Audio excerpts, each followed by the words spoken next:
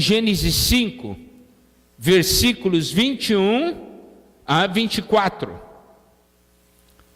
Enoque viveu 65 anos e gerou a Metusalém. Andou Enoque com Deus. E depois que gerou a Metusalém, viveu 300 anos e teve filhos e filhas. Todos os dias de Enoque foram 365 anos. Andou Enoque com Deus e já não era, porque Deus o tomou para si. Preste atenção aqui, amados irmãos. A gente vê, Enoque foi arrebatado. Mas preste atenção, Enoque viveu 65 anos e gerou a Metusalém.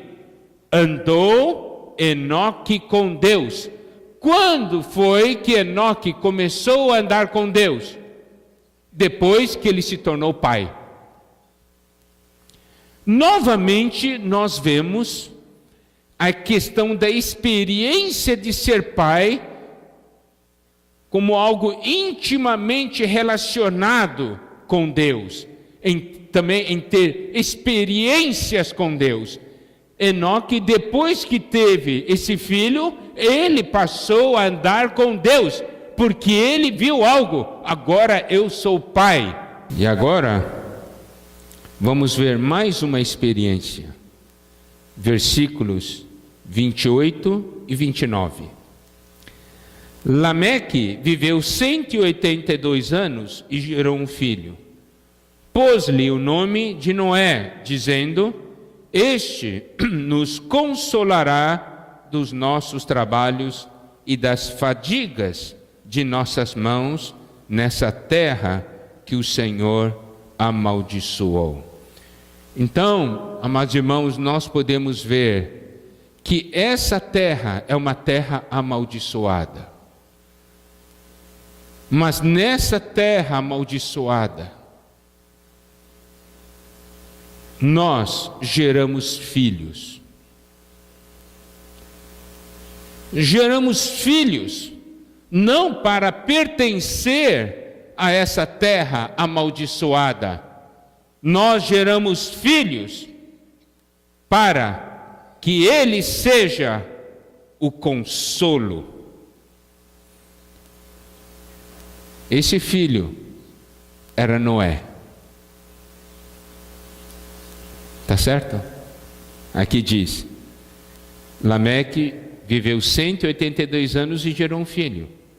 Pôs-lhe o nome de Noé, dizendo: este nos consolará dos nossos trabalhos e das fadigas de nossas mãos, nessa terra que o Senhor amaldiçoou. E aí, Gênesis capítulo 6,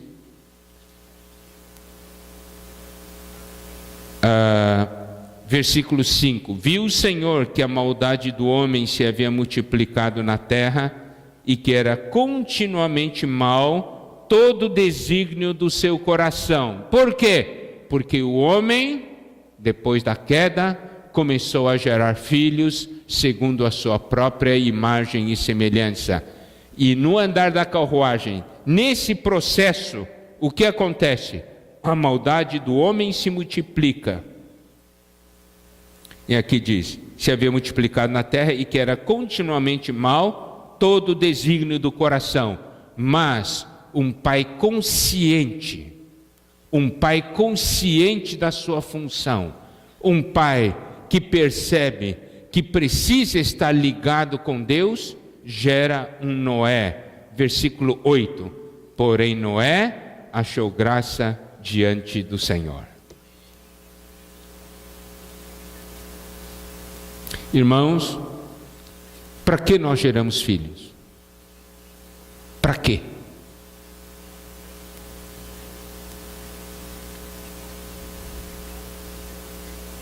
Eu disse, irmãos, que eu ia falar de uma maneira bastante forte, porque nós temos que arrancar, tem uma raiz em nós, que é uma raiz inadequada, e essa raiz precisa ser arrancada. Vocês concordam comigo? Eu posso continuar a arrancar? Bom, Nós vemos o que é gerar um filho e estar ligado com Deus. Olha essa experiência. Adão primeiro falou que adquiriu um varão com auxílio do Senhor. Depois Enos nasce um filho, a ele e nasce um filho. Daí se começou a invocar o nome do Senhor. Daí nós temos Enoque, que gerou um filho e passou a andar com Deus.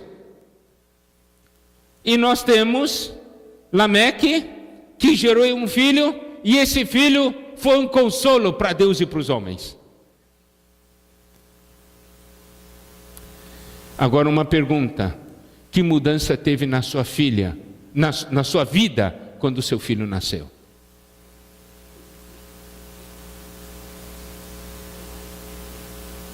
Qual é a mudança que a sua vida sofreu? Porque um filho nasceu, porque você se tornou pai.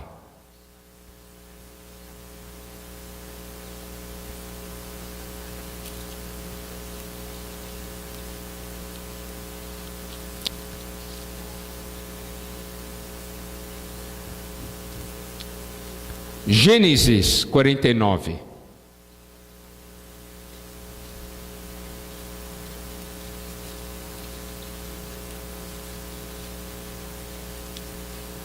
Nós sabemos, amados irmãos, que a Bíblia dá muito valor para o primogênito, não é?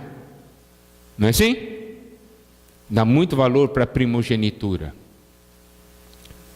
E lá em Hebreus fala que nós somos a igreja dos primogênitos, não fala? Então, qual é o sentimento de um pai para com o primogênito?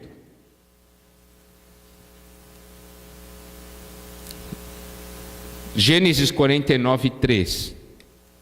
Rúben, tu és o meu primogênito, minha força e as primícias do meu vigor, o mais excelente em altivez e o mais excelente em poder. E nós sabemos também de uma coisa que é bastante importante, ligado à questão da primogenitura.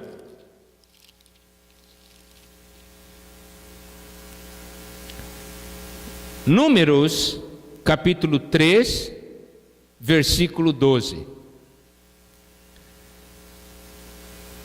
Números, capítulo 3, versículos 12 e 13, melhor. Vamos ler 12 e 13. Vamos ler juntos esse versículo?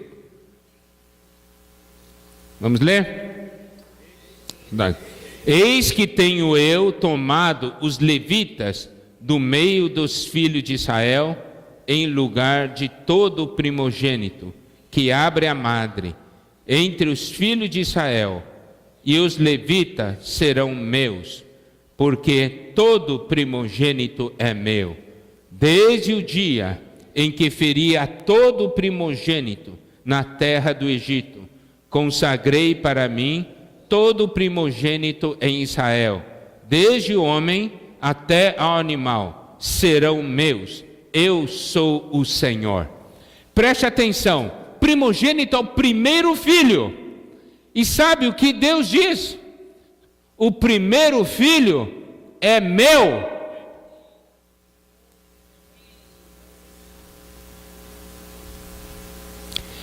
Primogênito é meu.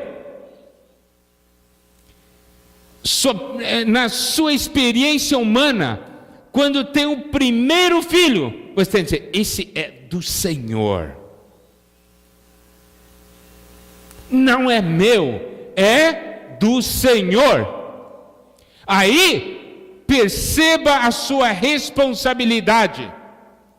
Aqui há uma vida que pertence ao Senhor, é do Senhor, e você está cuidando dele. Não é seu, é do Senhor.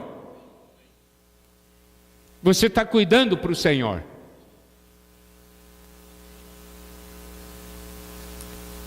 Tem que entregar para o Senhor porque é dele. O primeiro filho significa, na sua experiência, nasceu um filho, diz, é do Senhor. Os irmãos compreendem como é forte essa experiência? Significa o quê? Que na primeira experiência agora, como pai, isso é algo que marca. Salmo 127.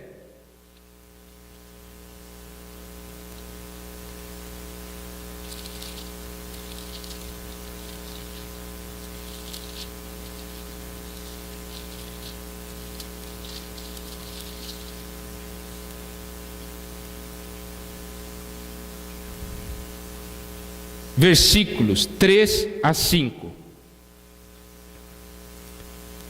Herança do Senhor são os filhos, o fruto do ventre, seu galardão. Como flechas na mão do guerreiro, assim os filhos da mocidade. Feliz o homem que enche deles a sua aljava, não será envergonhado quando pleitear com os inimigos à porta. Herança do Senhor são os filhos. Está vendo? Novamente a questão dos filhos, diretamente ligado ao Senhor.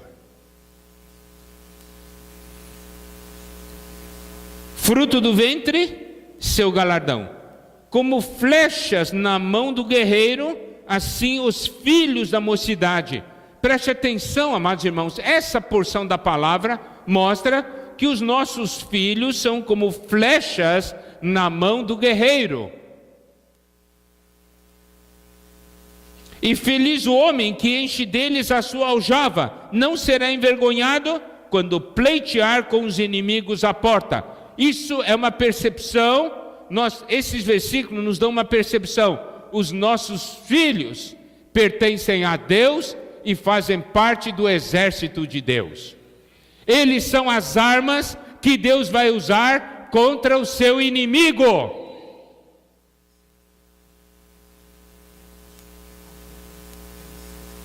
Eles nasceram não para serem prisioneiros do inimigo. Eles pertencem a Deus e eles fazem parte do exército de Deus. Essa questão de ser uma flecha, e feliz o homem que enche deles a sua aljava, isso significa o quê? Se um casal tem um filho, tudo bem. Tem dois, tenho dois, tenho duas flechas. Se tem três, tenho três flechas. Se tem quatro, tenho quatro flechas. E quando eu luto contra o inimigo, eles estão juntos comigo. Estão juntos comigo. E não somente isso, olha só. Essa porção nós podemos ver Isaías 49.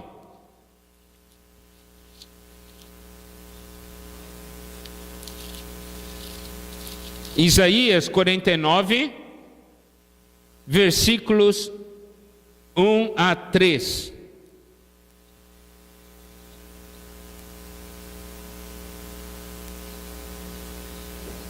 Olhando o significado espiritual de uma flecha. Vamos ler juntos? Isaías 49, versículos 1 a 3. Vamos lá. Ouvi-me, terras do mar, e vós, povos de longe, escutai.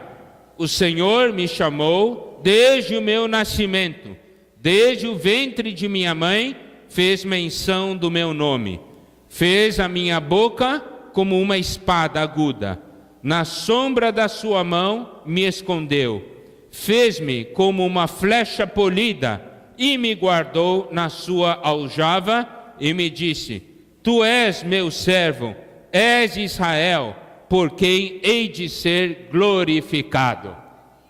Está aqui um servo do Senhor, ele diz: fez-me como uma flecha polida e me guardou na sua aljava.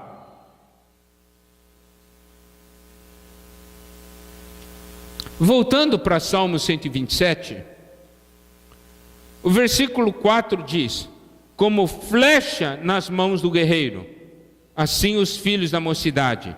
Feliz o homem que enche deles a sua aljava. Então podemos ver, existem flechas na mão, significa que já serão usadas, e existem flechas na aljava, significa que um dia serão usados, mas já está guardado para ser usado. Então qual deve ser o nosso sentimento com respeito aos nossos filhos? É que eles se tornem flechas na mão do Senhor. E quem não estiver na mão do Senhor, que esteja na aljava do Senhor. Se Deus não usá-lo hoje, que o Senhor possa usá-lo amanhã.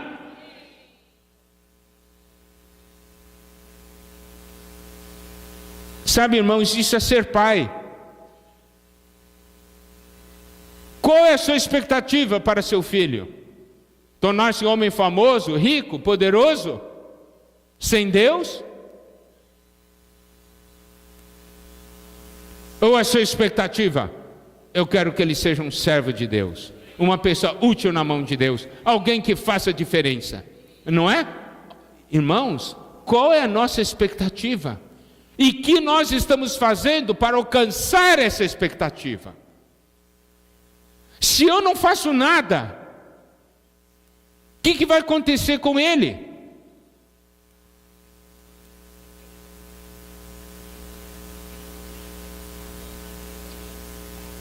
Se eu não fizer nada, você sabe o que vai acontecer? Vamos dar uma olhada na Bíblia. Juízes, capítulo 2, versículo 10.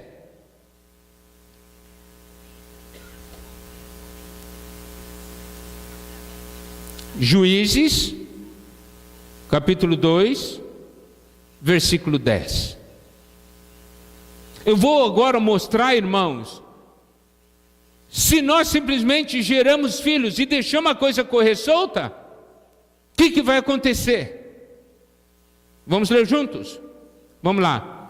Foi também congregada a seus pais toda aquela geração, e outra geração após ele se levantou, que não conhecia o Senhor, nem tampouco as obras que fizera a Israel. Sabe, amados irmãos, se nós não fizermos nada, deixamos a coisa correr solta, sabe o que vai acontecer? Vai surgir uma geração, primeiro, que não conhece o Senhor, nem tampouco as obras do Senhor. Olha, são duas coisas que os nossos filhos precisam conhecer: conhecer o Senhor e as obras do Senhor. Essas duas coisas, não é só conhecer o Senhor, tem que conhecer o Senhor e as obras do Senhor. Por quê? Porque ele precisa ver que esse Deus é vivo, é real, que esse Deus é fiel.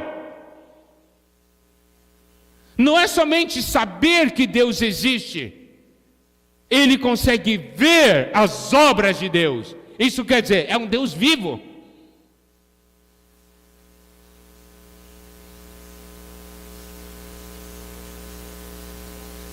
Ali em Israel se levantou uma geração que não conhecia o Senhor, nem tampouco as obras que fizera. Não é uma situação triste? Agora, amados irmãos, qual é a situação dos nossos filhos? Nossos filhos conhecem o Senhor e as obras do Senhor?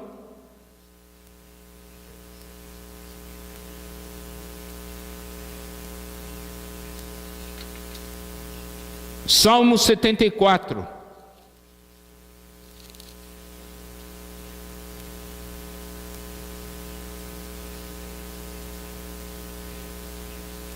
Versículos 4 a 9. Vamos ler essa porção, irmãos, porque essa porção é uma porção extremamente forte. Ontem nós abordamos parte dessa porção com os jovens. Salmo 74, versículos 4 a 9. Vamos ler? Os teus adversários bramam no lugar das assembleias e alteiam os seus próprios símbolos. Parecem-se com os que brandem machado no espesso da floresta. E agora a todos esses lavores de entalhe quebram também com machados e martelos. Deitam fogo ao teu santuário, profanam, arrasando até ao chão a morada do teu nome. Disseram no seu coração: acabemos com eles de uma vez. Queimaram todos os lugares santos de Deus na terra. Já não vemos os nossos símbolos, já não há profeta, nem entre nós quem saiba até quando. Amados irmãos, o inimigo hoje está fazendo uma obra terrível. Ele está entrando nos lugares santos, entrando nas famílias e estão destruindo o santuário do Senhor. Aqui diz, versículo 9: já não vemos os nossos símbolos. O versículo 4 diz: alteiam os seus próprios símbolos.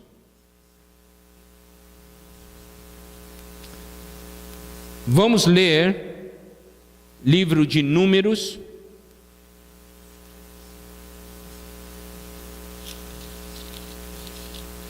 capítulo 2, versículo 2. Números, capítulo 2, versículo 2. Os filhos de Israel se acamparão junto ao seu estandarte, segundo as insígnias da casa de seus pais, ao redor, de frente para a tenda da congregação, se acamparão. Aqui mostra que o povo de Deus tem o seu estandarte e tem as suas insígnias, que são os seus símbolos. Nossos símbolos: a palavra, o Espírito, a fé, a justiça, a santidade, não é? Invocar o nome do Senhor, andar e viver no Espírito. Essa é a nossa marca. A questão agora é o seguinte: hoje, dentro das nossas casas, quais são os símbolos presentes? São os símbolos desse mundo? São os símbolos dos ídolos desse mundo? Ou os símbolos divinos? Ontem nós falamos para os jovens, dentro do livro de Números, capítulo 1, versículo 18, diz assim: e tendo ajuntado toda a congregação no primeiro dia do mês, segundo declararam a descendência deles. Isso quer dizer, eles conhecem a sua linhagem, eles sabem a que tribo pertencem, a que povo pertencem. Hoje, dentro da nossa casa, qual é o sentimento? Pertencemos a que povo? Qual o sentimento dos nossos filhos? Eles têm uma consciência disso? A que povo pertencem? A que tribo pertencem? Quais são os seus valores? Quais são os seus símbolos? Seus símbolos são Nike? Camiseta do Barcelona?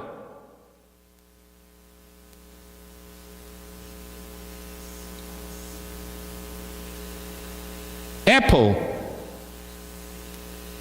Quais são os símbolos? Sabem a que povo pertencem?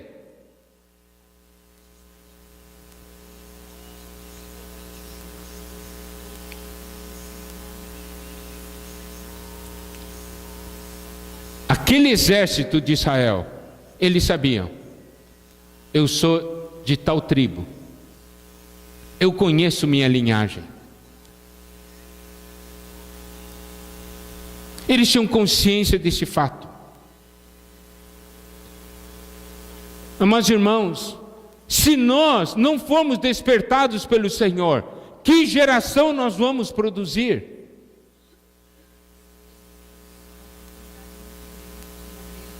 Primeira Pedro, capítulo 1.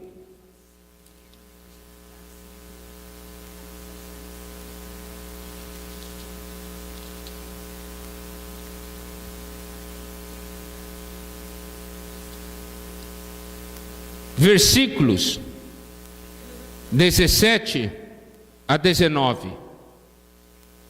Vamos ler juntos. 1 Pedro, capítulo 1, versículos 17 a 19.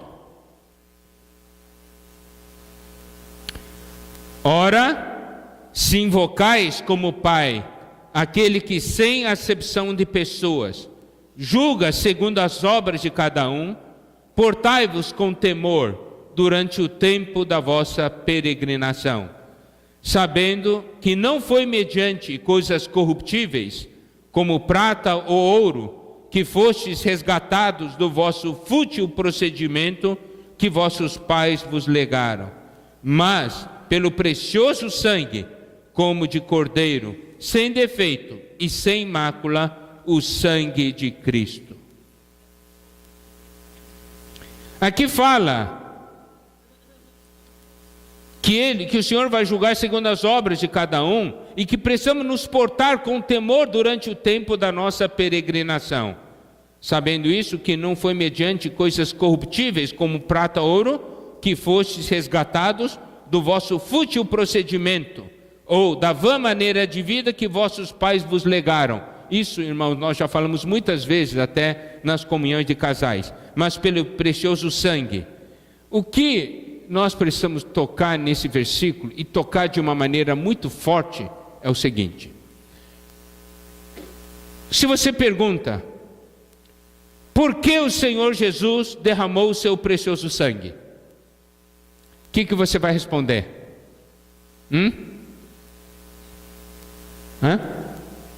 Por que o Senhor derramou o seu sangue? Para nos lavar dos nossos pecados, não é? Perdoar os nossos pecados, não é verdade, irmãos? Esse é a primeira resposta que vem. Mas aqui está dizendo o quê? Por que ele derramou o seu sangue? Isso. Para nos resgatar do fútil procedimento ou da vã maneira de vida que nossos pais nos legaram.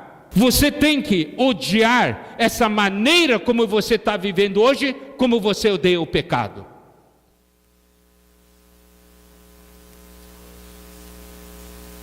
Porque essa vã maneira de vida vai produzir o quê? Uma geração que não conhece a Deus, nem as suas obras. O filho é seu? É do seu jeito ou do jeito de Deus?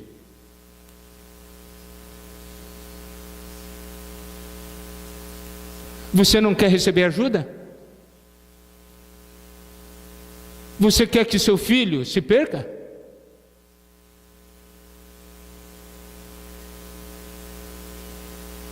Irmãos, eu sempre falei para os irmãos na minha localidade: me ajudem a cuidar dos meus filhos. Se olhar algo errado, por favor, me diga. Vamos dar uma olhada em Deuteronômio 11.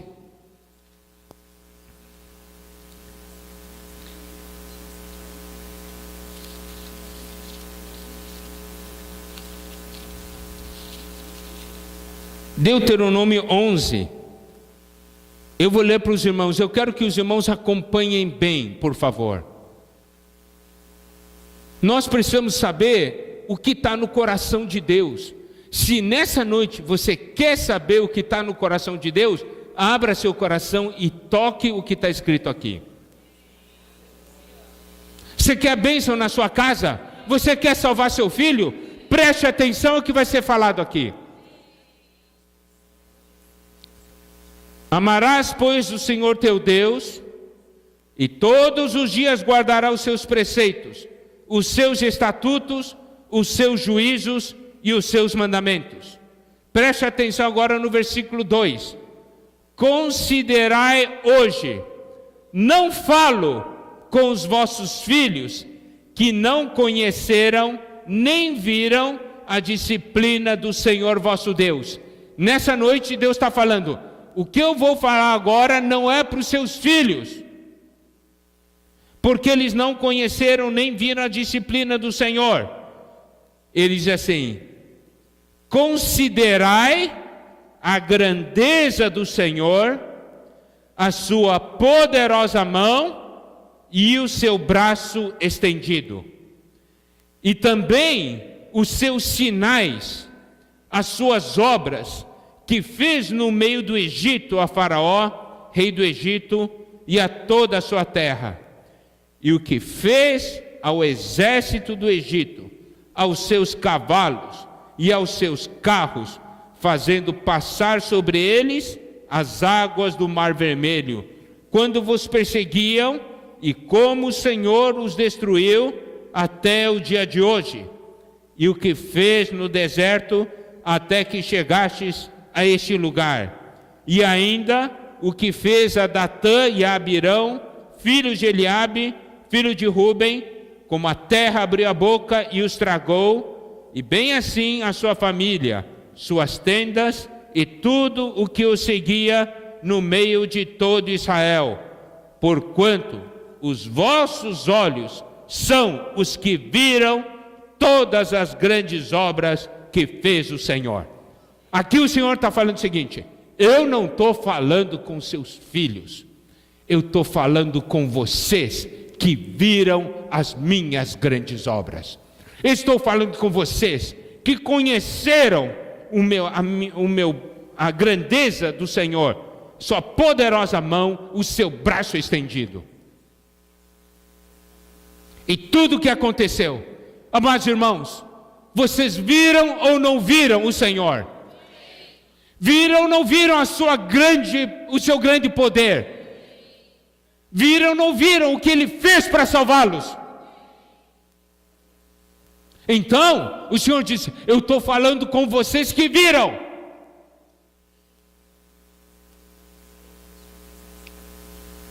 Eu não estou falando com seus filhos. Eles ainda não viram. Eles ainda não tiveram experiência, mas vocês tiveram. E aí, por que o Senhor está falando assim? Versículo 18. Ponde, pois, estas minhas palavras no vosso coração e na vossa alma. Atai-as por sinal na vossa mão, para que estejam por frontal entre os olhos. Ensinai-as a vossos filhos, falando delas sentados em vossa casa e andando pelo caminho, e deitando-vos e levantando-vos, escrevei-as nos umbrais de vossa casa e nas vossas portas, para que se multipliquem os vossos dias e os dias de vossos filhos na terra, que o Senhor, sob juramento, prometeu dar a vossos pais, e sejam tão numerosos como os dias do céu acima da terra. Sabe o que o Senhor está falando? Você tem que contar para os seus filhos quem sou eu e o que eu fiz na sua vida. Sabe qual é o grande problema, amados irmãos? É que nós ficamos passando doutrina para os nossos filhos. Eles têm que conhecer o que Deus fez em você. Você tem que falar para ele as maravilhas que o Senhor operou na sua vida.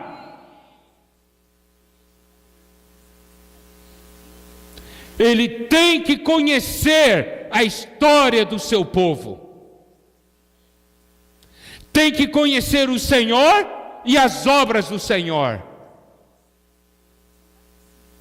Ali, no caso do povo de Israel, eles tinham que falar do que o Senhor fez no meio do Egito para tirá-los de lá.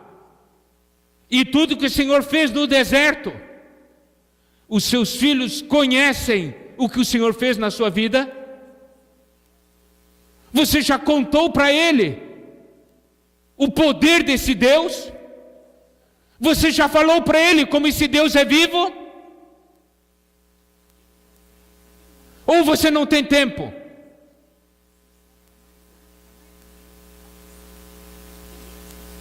Se nós não falamos, eles se tornarão uma geração que não conhece a Deus e nem as obras que fez.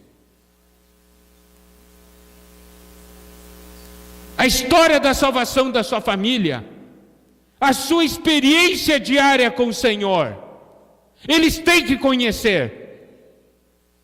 Hoje, à tarde, eu estava tendo comunhão, hoje meio-dia, com os irmãos que são empresários. Contei várias histórias. Algumas que eu passei, outras que meu pai passou, outras que meu avô passou. Por que eu sei? Porque me contaram. Gastaram tempo comigo. Falaram para mim como esse Deus é vivo e verdadeiro. Que eu podia confiar nesse Deus. Que eu podia seguir esse Deus. Que Ele iria cuidar de mim. Eu contei para os meus filhos essas histórias também. Não é o que o Senhor diz aqui?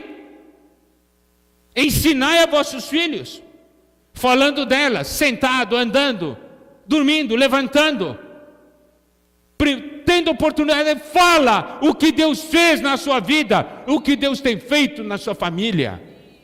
Ou não, só teve uma experiência e não teve mais. Não é possível.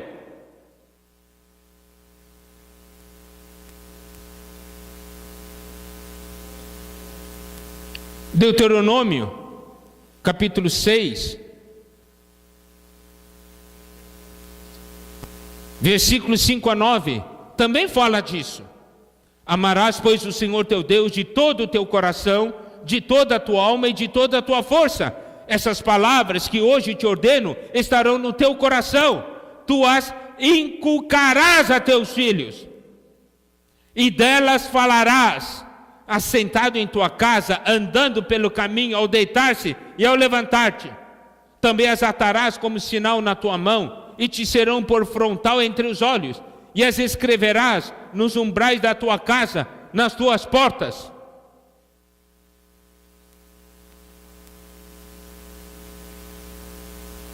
Deuteronômio capítulo 4, versículo 9.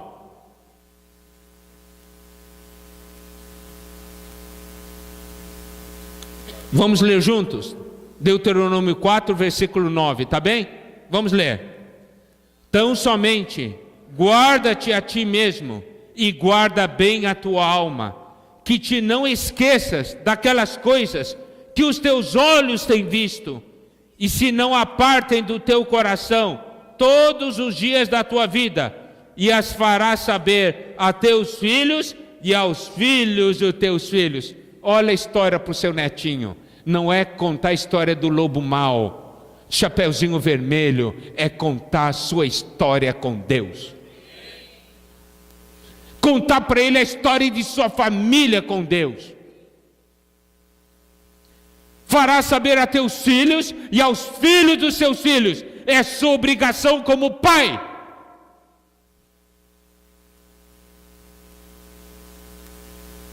Muitas vezes os filhos deixam o Senhor porque não conhecem um Deus vivo. Por que não conhecem? Porque não teve experiência na família. A família passou por experiência, mas não se fala a eles. Se Deus não é vivo em mim, se eu não mostro para o meu filho que Deus é vivo na minha vida, você acha que ele vai seguir esse Deus?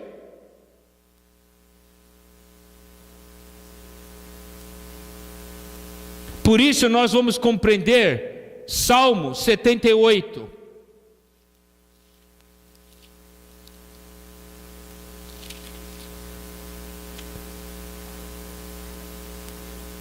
A partir do versículo 3. Outra coisa, amados irmãos, se não tem experiência, é hora de buscar experiência. A crise é uma boa oportunidade de ter experiência. É verdade. É a grande oportunidade de ter experiência. E você vai contar para o seu filho a grande crise que um dia você passou. E como Deus cuidou de você.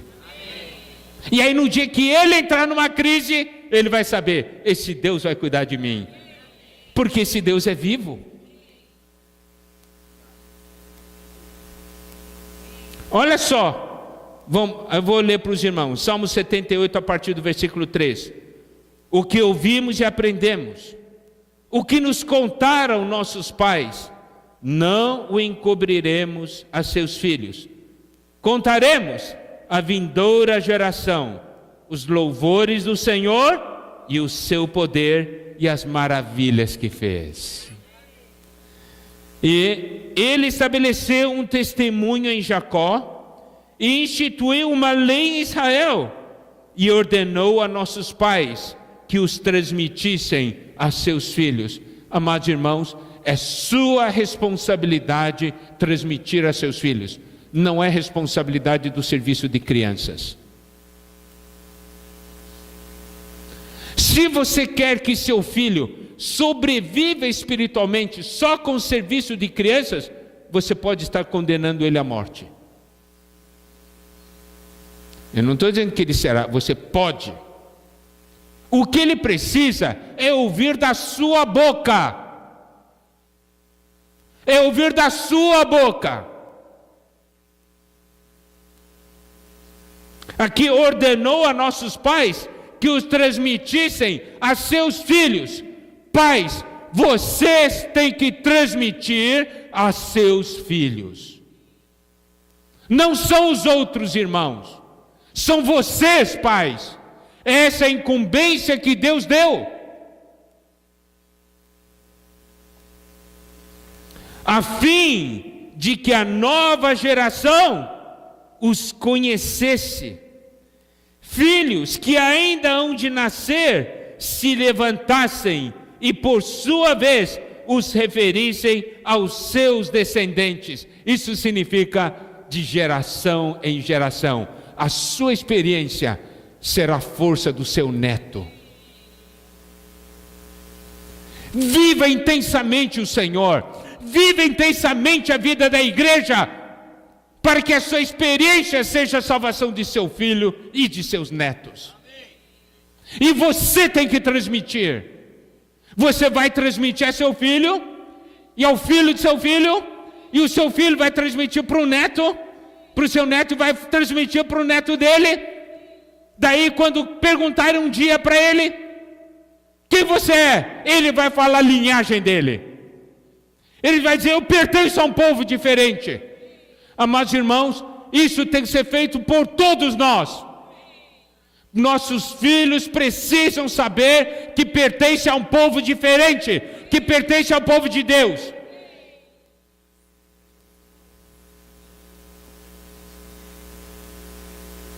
Nós temos responsabilidade. O seu testemunho é importante.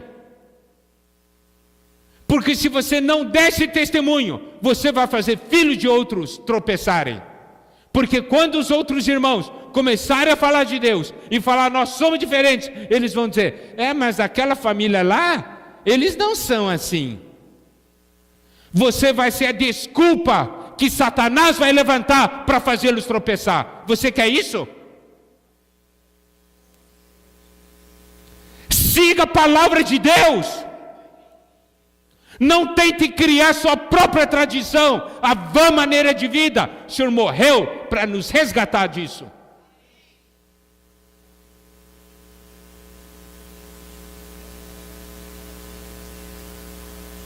A fim de que a nova geração os conhecesse, filhos que ainda hão de nascer, se levantassem por sua vez, os referissem aos seus descendentes, para que pusessem em Deus a sua confiança, e não se esquecessem dos feitos de Deus, mas lhe observassem os mandamentos. Versículo 8, e que não fossem como seus pais, geração obstinada e rebelde, geração de coração inconstante, e cujo espírito não foi fiel a Deus. Olha, se nós não fizermos isso aí, vai ser algo terrível, amados irmãos. Para concluir, eu quero ler 2 versículos que são uma oração.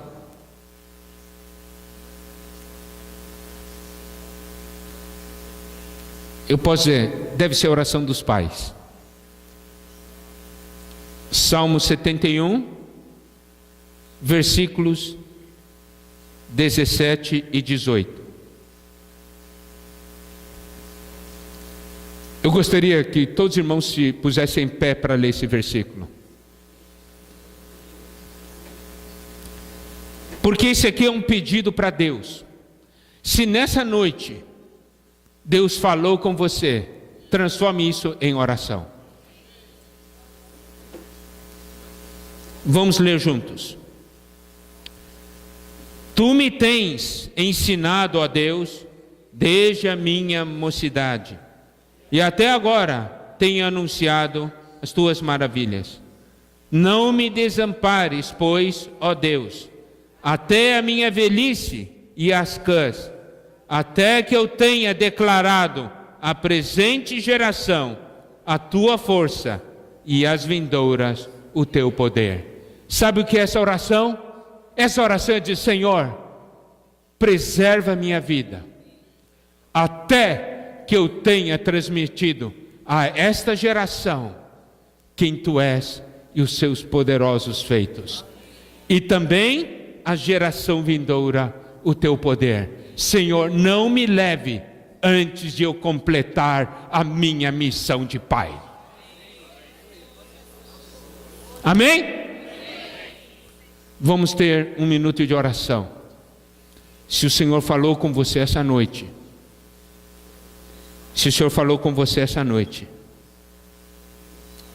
fale agora com Ele, como uma reação ao falar de Deus. E que o Senhor abençoe a todos nós.